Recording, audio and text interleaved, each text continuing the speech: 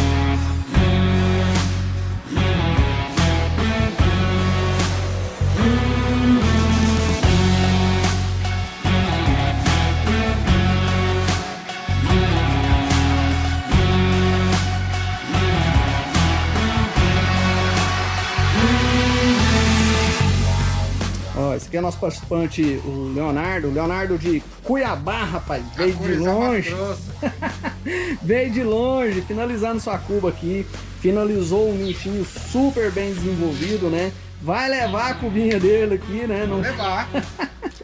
Ficou muito bem acabadinha, né, os meninos tá de parabéns. O Leonardo nunca tinha mexido com isso, nunca tinha trabalhado com serra mármore, ficou super top o acabamento dele, né, super dedicado.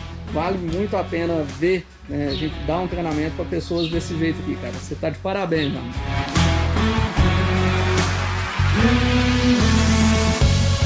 Aqui nós tem 2 participantes aqui, ó. Espírito Santo e Minas Gerais.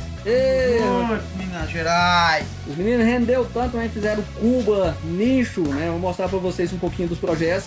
Então pegando o embalo aqui, ó, fazendo um ninchinho papeleiro também. Tá levando o ninchinho lá. Esse aqui vai para Minas Gerais. O Wesley veio de avião, né? Não vai dar para levar as peças dele, mas já desenvolveu bem, vai fazer muita peça lá também. Show de bola.